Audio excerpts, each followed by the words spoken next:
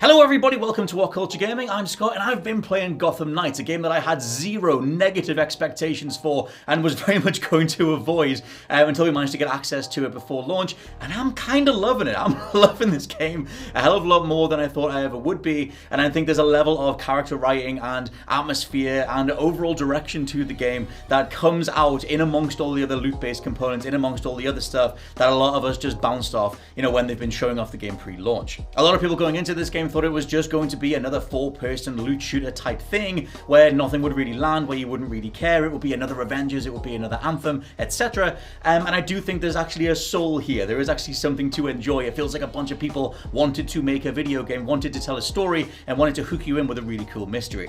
That said, there are a lot of issues surrounding the presentation of the various elements here. It kind of feels like 2 or 3 games vying for your attention at all times. You've got the Assassin's Creed style open world, modern Assassin's Creed. You've got Arkham style gameplay models. You've got a lot of really, well done character writing and story moments. And you've got all the crafting components and the mod chips and all that kind of stuff, encouraging you to make sure you're unlocking new suits, new weapons, new ranged attacks, whatever, as much as possible. I think those things do coalesce well enough, and we'll be doing various review style conversations across the podcast, across the channel in general, but for me, a good few hours into the game, I'm loving it, and I'm going to share with you various tips and tricks and things that I found out along the way.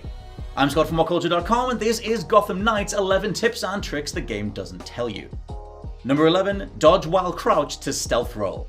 There'll be a few things in this game that I'm going to cover as tips and tricks, as game mechanics that kind of slightly feel like bugs, but they work in a gameplay sense, and I think that they're enjoyable enough, which is to say that once you click the right stick in to crouch as your character, you can just hit B, hit circle to do a roll, and enemies don't detect that. They don't class that as something that makes noise. So if you want to try and cover some distance when you're trying to crouch around, do a level more stealthily, just get your roll on to close the distance and do some takedowns. Number 10, use manual aim to create distractions. Gotham Knights wants to be this like Assassin's Creed Arkham-y stealth game, but I feel like they don't really tell you exactly how many mechanics or options you have available to you in a standard video game stealth, interaction altercation with enemies, which is to say that there's a manual aim on the left trigger that they barely tell you about unless you go looking for it in the training. But if you're playing as anyone other than Red Hood, so you're playing as, Barbara Gordon, Nightwing, or Robin, Batgirl I should have said for Barbara Gordon, you can aim with the left trigger and just shoot anywhere around where enemies will be, and they'll walk over to where the batarang or the dart or whatever landed, meaning that you can separate enemies away from their packs and take them out separately, and just overall have a play around with the AI in a way that you would in a standard stealth game. Without this technique, it's very hard to actually take enemies out one by one stealthily and get all the objectives the way that you want and get all the XP boosts that you want. But if you start making use of distractions, a staple of stealth games overall, it starts to come together a hell of a lot better. Another thing to take note of is that when an enemy is distracted, their level bar, their level icon above their head, will slowly deplete all the way down. There's sort of like a general shaded color in there that slowly starts to deplete. That represents how much they're being distracted, how long they'll stay in that distracted state. So you know exactly how much time you have to roll up on them and do an ambush, do a takedown, whatever. There's a lot more visual feedback than you might have initially realized. Number 9, you're invisible while ziplining.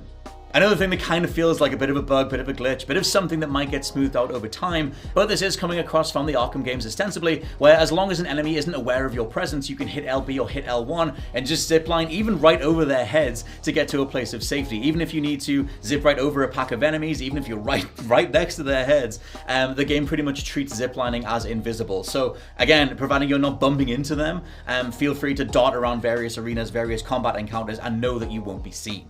Another addendum to this that the game does cover in the training, but the training menu is so buried and so out of the way and so not incentivized. Like, why would you go into a training menu that's teaching you how to do light attacks or whatever? It always feels like you know exactly what you're doing in this game.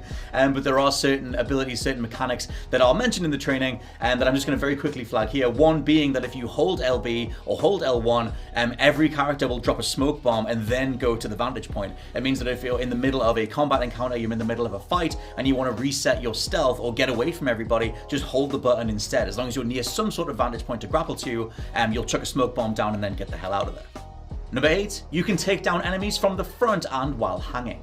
Just flagging this super quickly that even when an enemy has seen you, it's kind of like Assassin's Creed, there'll still be a window where you can still do a stealth takedown, and whether that's on Y or triangle for a stealth move where no one's going to hear anything, or whether it's on X or square for a more loud move, you can still trigger those immediate animations that take an enemy out immediately, even when they're going, oh my god, it's Robin, or whatever. Just know that you still have a window to make the most of that, which means that even when an enemy sees you from the front or you're coming around a corner or whatever, just close the distance and take them out before they can alert everybody else.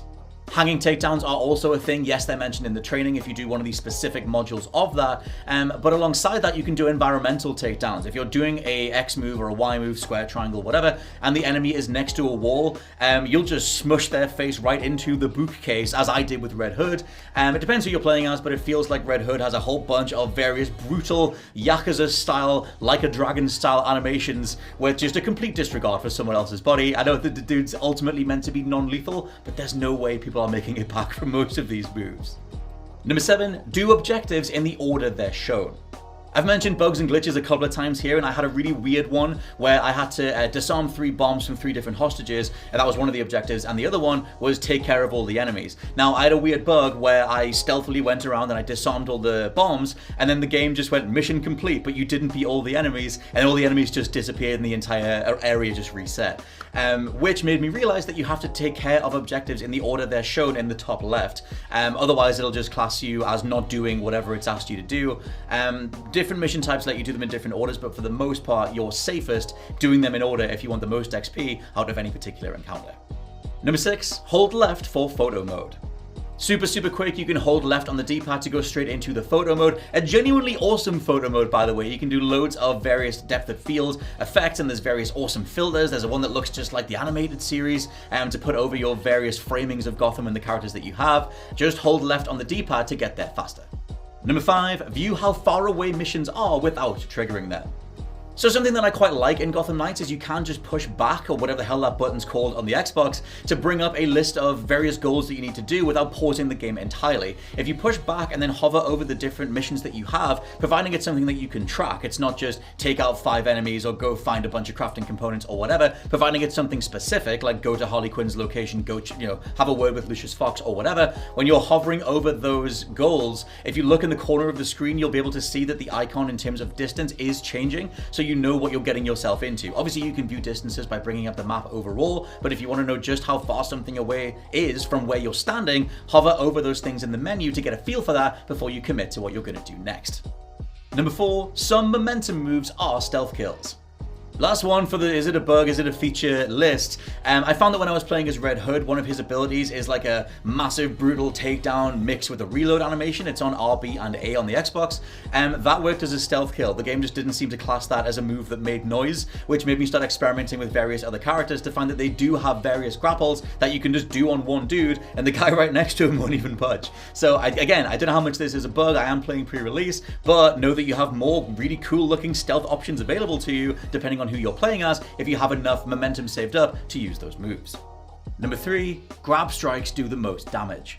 So there was something that I realized when I was fighting Basher and Blazer. It's one of the early boss fights that you come up against where you're fighting 2 big heavy enemies at once, is that you can kind of stun lock them into a repeated grapple strike animation thing, and it made me realize that grapples do the most damage by far. I realized that just by holding the attack button and doing a heavy attack animation, it would put them in a stagger, and then I could grab them, and then I could push strike again to do a grapple strike, which did the most damage. I could then do a heavy strike again and repeat it over and over and over again to get through the fight. My point overall is that grapples seem to be, at least right now, the move that does the most damage. So if you're ever in a pinch or you're up against a boss, try and stagger them so you can grab them and just do a grapple strike. Number 2, points build up for the characters you're not playing as. I'm a big old fan of XP share in the Pokemon games, and I love that in Gotham Knights you don't have to make a point of leveling up each individual character by themselves. If you want to main Red Hood and Barbara Gordon like I have, then by the time you get to Nightwing and Robin, they'll still have that surplus amount of points that they would have had if they were your main all along. It means that you're encouraged to jump between everybody and see just how many different moves you've unlocked, or how many different bits of the cosmetics or whatever you've managed to get to, and start allocating points. Every time you switch to someone, pause the game, go into their abilities, and spend your amount of points grabbing everything that you would have got if you were maining them in the first place. And number 1, switch characters regularly for unique scenes. This is the thing that made me fall in love with Gotham Knights and absolutely love the level of character writing that's here, which is to say that you want to make a point of switching between the characters because different specific unique scenes will trigger in the Belfry, in the HQ, depending on who you're playing as. Some of my favorites, and just to avoid spoilers, is one between Alfred and Robin, where Alfred is playing a game of chess, and Robin sort of says, oh, are you playing Batman? And Alfred says, well, look, Batman was always off doing his thing. It's almost like the way that we used to play anyway. Bruce would leave me some notes as to where his chess pieces are going to go, and I still can't beat the guy.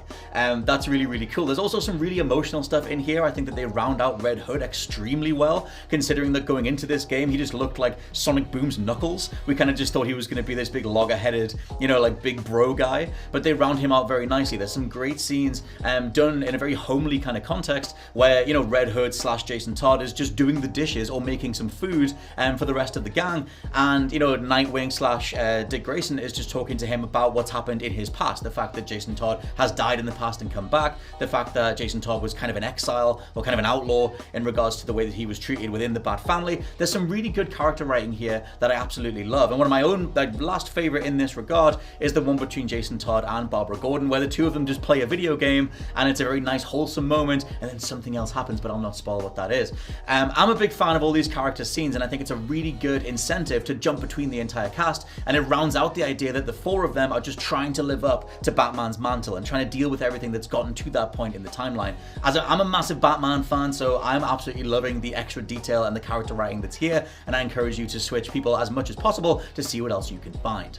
For now though, I've been Scott from WhatCulture.com. Let me know your own tips and tricks down in the comments below. If you're even buying Gotham Knights, I saw all that 30 FPS stuff doing the rounds, and sadly from everything I've played so far, I can only confirm that too. The game struggles to hit a steady 30, but it is enjoyable. There are a lot of enjoyable components here. We'll just see how it does in regards to sales and the reviews and everything else. For now though, like I said, I've been Scott from WhatCulture.com. Thank you very much for watching, and I'll catch you soon.